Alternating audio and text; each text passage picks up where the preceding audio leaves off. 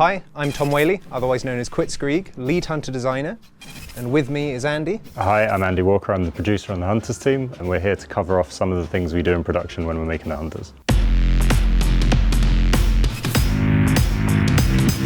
So when we're creating a new hunter and in that brainstorming session, the inspiration for the hunters can kind of come from anywhere. It can be from sitting on a train on the way to work, looking out of the window and seeing, construction machinery or ducks flying past. You go, oh, a duck might make a cool hunter. What would that look like? And yeah, honestly, it's the beauty of the game is that kind of inspiration come from anywhere and everywhere. All the different designers have input, and we've got this huge log of ideas. And the most difficult part of it, as Andy could probably attest to, is choosing which hunter we're going to make first. Because there's a lot of different people fighting over, which ideas are really the pinnacle and the peak that we should be aiming for. Yeah, I think something that I really enjoy about the process is that everybody in the team has an input, right? Everyone has a perspective, and we take all of those into account. It's not just design who come up with ideas and concepts, it's all of us. So if anyone has a cool idea, it's something that we'll go and investigate and talk about regularly, right? And yeah, obviously you end up with a massive long list of cool things you could make, and we then need to go away and decide what's the best thing to do for the game. What does the game need in terms of gameplay, in terms of narrative, right? Where do we want to take the game next? And that's where it starts to get more challenging, but yeah, it's really good fun. So when we're deciding which hunter to create next, we usually look at gameplay niches that are missing, right? And try to understand what area we want to take the game in going forward. Once we've identified the kind of area that we want to move towards, that's when we start looking through the concepts we have that we've built out and work out which of those could possibly fit it. So very much the kind of the theming of things definitely affects how it's going to play.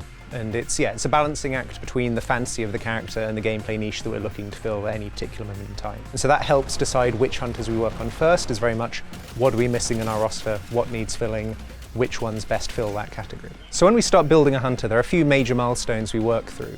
The first one is really the kind of the creative brief, which is identifying what niche is this hunter trying to fill. Are they trying to be a healer? Are they trying to be a sniper, a support, a tank? And laying out kind of what are the expectations from the design, the art, the narrative of this character. So the hunters go through a number of different production processes as we move from that concept all the way through to polish phase. We usually start out with this grey box idea, which is a gameplay first, design-led kind of process. We try not to involve animation and art too much in that. It's more about finding the fun of the gameplay, because we can guarantee if it's something that's fun when it's all grey and basic, it's probably going to be fun when we colour it in. Once we're confident in that gameplay and the play style of that hunter, that's when we start handing it over into the art team, into the audio team, the narrative team, the animators, and trying to build out the overall feel and vibe of the hunter from a kind of creative standpoint. After that kind of production phase of doing that and colouring everything in and making it all complete, that's when we start moving into polish. So we'll hand it over to the balance team, who will start tweaking the numbers and trying to make sure it plays and is balanced with all the other hunters in our roster. And we'll start getting more and more feedback from the players as the hunter goes live and on through supporting the live process of the hunter. It's always a really exciting moment, the first time the artists reveal the full kind of high poly model to the rest of the team. And the kind of the excitement in the room as you get to see, okay, who's this new character we're going to be working on for the next few months. Thank you so much for joining us for this brief look at how we make hunters here on the team. Really looking forward to seeing you all in game and hearing all your feedback that you've got about all the hunters that are coming up. Yeah, can't wait to see you in the arena.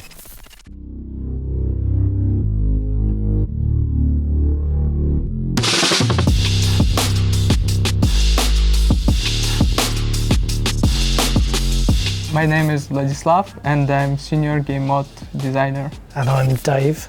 I am the lead meta designer. So we're here to introduce you into ranked mode. So ranked mode will provide a competitive space for people to see how well they perform against other players who are looking to compete. There'll be a number of different ranks that you can attain based on your performance in ranked mode play. From gameplay side, ranked mode will be based on Starfall Harvest with some changes to make it more competitive and skill focused. We will aim to keep a unique session while reducing randomness. So it's all about your skill, your teammate's skill, and how you collaborate together. It's a mode for those who wants to test their abilities in a more serious environment.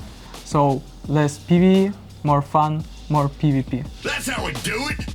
In the meta, players can move through the ranked titles based on their performance in gameplay. So they earn a certain amount of points for depending on what position they come in each battle, and by the end of a season period, they will be assigned a rank which determines which rewards they win and determines where they'll start in the next upcoming season. So you can start in the starter ranks, move up through bronze, silver, gold and diamond, And for the best of the best, you can make it into the Legends leaderboard to battle it out against the most competitive players and see who can attain the Legend rank.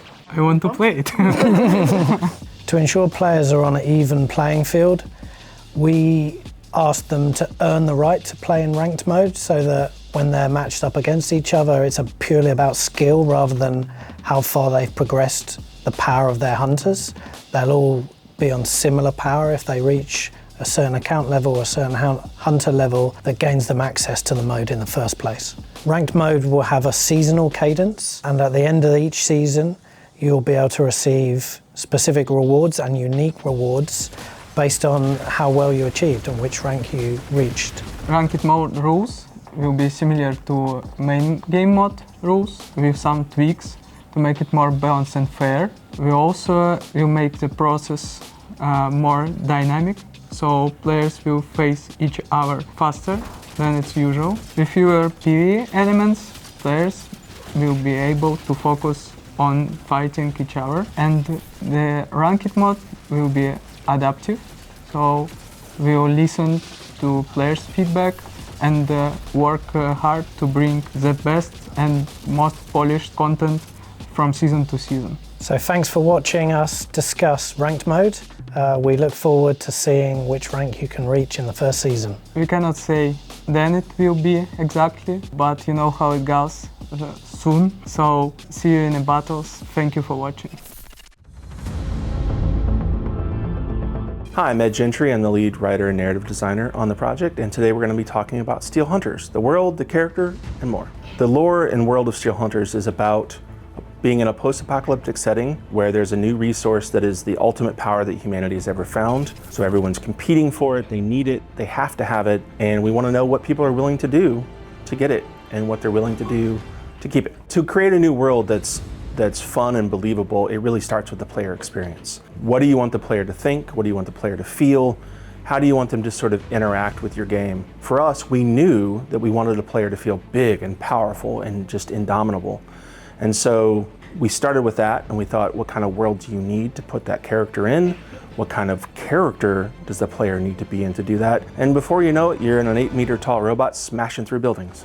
Razor's Edge on the move! So what inspired the world for me is I've always been fascinated with the difference between the haves and the have-nots, the needs and the don't needs, the powerful and the weak. And so I wanted to explore a world where at a huge top level, humanity itself was the needy, was the weak, was the underdog, because we all want to root for the underdog. So I wondered, if I made all of humanity at a basic level the underdog, what would they do? How would we cheer for them? How would we hope for them? And we're exploring that now. I think what sets Steel Hunters apart from other similar games is the emotion of the characters.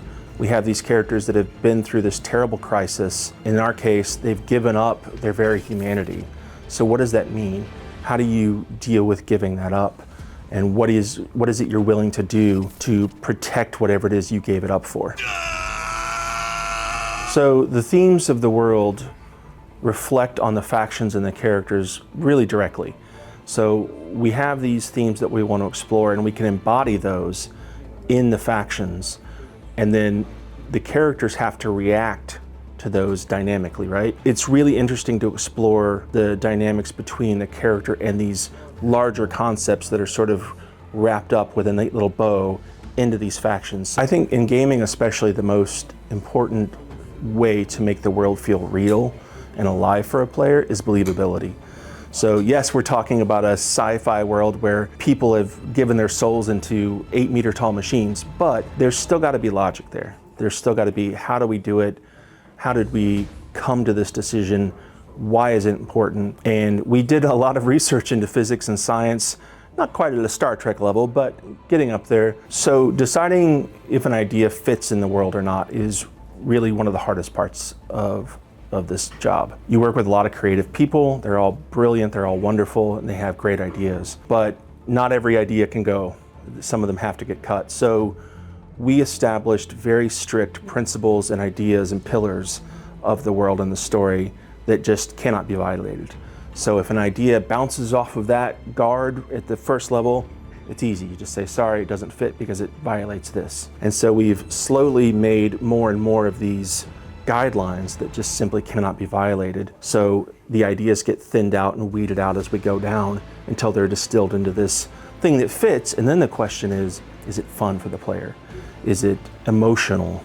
Does it achieve what we want it to achieve? But it only gets there after it goes through all those filters. So thank you everyone for listening to me ramble today. I hope you've enjoyed it, and I really hope you enjoy the characters in the world of Steel Hunters, and I'll see you in the game.